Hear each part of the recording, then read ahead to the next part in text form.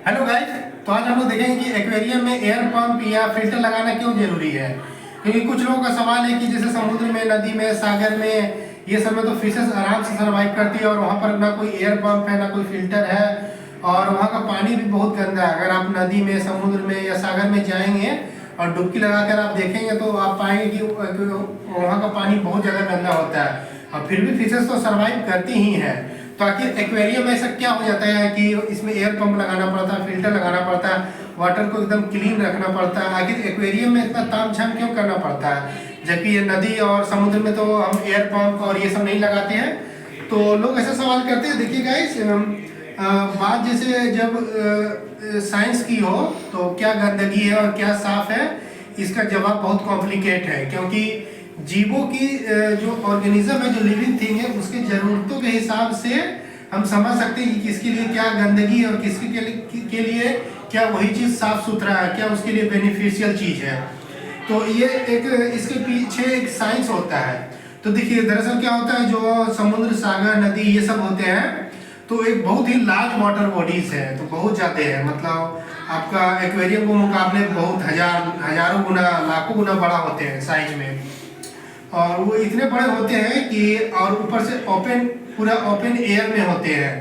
तो जैसा कि ओपन एयर में होते हैं तो एयर का कमी होता नहीं है।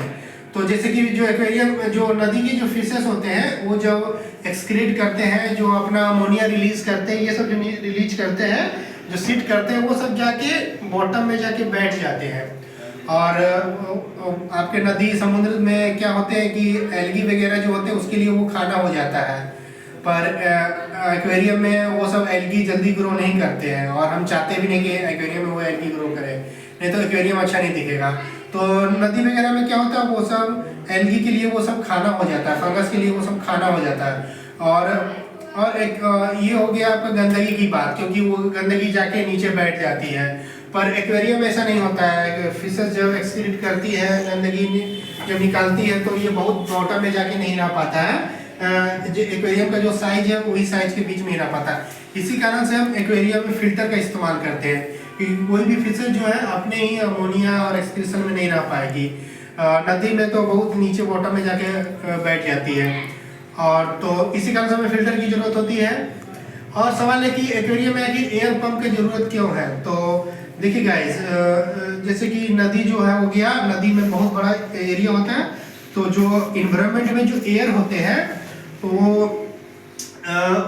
विंड जो होते हैं, हवा चलते रहते हैं, तो वाटर में एयर जो होते हैं डिजोल्व हो जाते हैं। तो एयर डिजोल्व हो जाते हैं, फिशेस क्या करती है, ऑक्सीजन को इनटेक करती है, कार्बन डाइऑक्साइड को रिलीज करती है।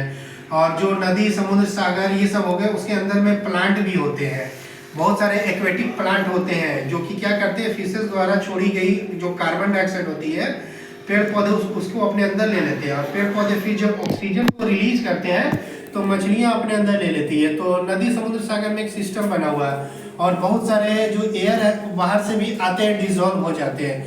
पर एक्वेरियम बहुत छोटे सी जगह है, इसमें एयर उस तरह से डिजोल्व नहीं हो पाता है, और एक्वेरियम का वाटर बहुत जल्दी गंदा हो जाता है। तो जैसे कि स्टेगनेंट वाटर होता है, तो स्टेगनेंट वाटर में कार्बन डाइऑक्साइड जल्दी घुल जाता है, ऑक्सीजन घुलता नहीं है वाटर में। तो चूंकि वाटर में ऑक्सीजन ज़्यादा घुलता नहीं है, तो फिशेस से मतलब जो वाटर में जो ऑक्सीजन है उसी को इनटेक कर रही है, कार्बन डाइऑक्साइड रिलीज कर रही है, और सीड जो कर रही है वो पानी में घुल रहा है, पानी और गंदा हो जा रहा है, और धीरे धीरे एक्वेरियम में ऑक्सीजन लेवल कम हो जाता है, केवल कार्बन डाइऑक्साइड और अदर गैसेस मौजूद रहता है। तो जिस कारण से एक्वेरियम की फिशेस जो है ब्रीथ नहीं कर पाती है, और वो एक दिन में या 2 दिन में 48 घंटे में ही फिशेस मर जाती है।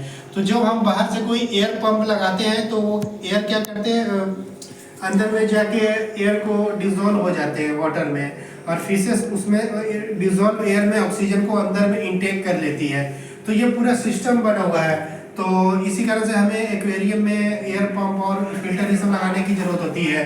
तो क्या सवाल है कि क्या बिना एयर पंप का फिश सर्वाइव कर पाएगी? हाँ, बिना एयर पंप का फिश सर्वाइव कर सकती है, पर आपको उस तरह का फिल्टर लगाना जरूरत होगा। आप ऐसा फिल्टर का इस्तेमाल करें जब पानी बहुत ज़्यादा आपको क्लीन कर दे। तो क्लीन वाटर में क्या होगा कि ऑक्सीजन बहुत इजीली डिजोल्व हो जाएगा। तो आप उस तरह का फिल्टर इस्तेमाल करके आप चाहे तो बिना एयर पंप का भी फिशेस रख सकते हैं, या फिर बिना फिल्टर, बिना एयर पंप रखे आप वाटर को हर 2 दिन में या 3 दिन में आप एक्वेरियम में बिना फिल्टर बिना एयर पंप के रख सकते हैं। तो मैं अपना एक्सपीरियंस बताना चाहूँगा। मैंने ऑलमोस्ट सभी फिशेस को बिना एयर पंप के रख के देखा। हमारी गोल्ड फिश 3 दिन में मर गई, एंजल फिश 1 महीना के बाद मरी। फिर उसके बाद मैंने पिराना फिश रखा, तो मैंने सोचा कि एक्वेरियम में अगर मैं पिराना फिश रखूँगा तो सारे फिशेस को मार देगा। तो मैंने एक दूसरे बॉल में रखा बिना एयर पंप का, वो भी 2 दिन में मर गई।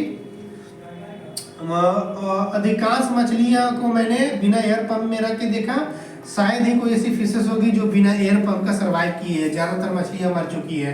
हाँ, मौली मेरे पास एक मौली फिशेस है जो 2 महीने से सर्वाइव करे बिना एयर पंप का। तो जिस फिशेस को थोड़ा सा कम ऑक्सीजन की जरूरत है वो सर्वाइव कर लेती है। कुछ फिशेस ऐसे होते हैं जो कैटफिश हो गए, वो भी सर्वाइव कर लेते हैं स्टैग्नेंट वाटर में, और वो एयर से भी, कुछ फिशेस होते हैं जो एयर से भी ऑक्सीजन को इंटेक कर लेते हैं। तो ऐसा बहुत कम ही चांस है कि आप बिना एयर पंप का आप रखेंगे और आपकी फिशेस बच जाएगी। आप बिना एयर पंप का अगर आप एक्वेरियम में फिशेस रखते हैं तो मर जाएगी। अगर आप एयर पंप भी रखते हैं फिर भी फिशेस मरेगी अगर आप फिल्टर अच्छा से नहीं करते। स्टैग्नेंट वाटर में ऑक्सीजन का लेवल कम हो जाता है। तो ये है पूरा साइंस कि हमें एक्वेरियम में आखिर एयर पंप की जरूरत क्यों होती है, और नदी वगैरह में हमें एयर पंप बिना लगाए ही फिशेस सर्वाइव क्यों करती है। तो हमें लगता है आप इस वीडियो में मैं सारा चीज़ कवर कर चुका हूँ गाइस। तो अगर मेरा वीडियो अच्छा लगा तो लाइक करें, सब्सक्राइब करें, शेयर करें। नेक्स्ट वीडियो में मैं एक्वेरियम के ब्रीडिंग प्रोसेस के बारे में बताऊंगा। फिशेस का ब्रीडिंग प्रोसेस क्या होता है, कौन फिशेस किस तरह से ब्रीडिंग करती है। तब तक के लिए बाय गाइस।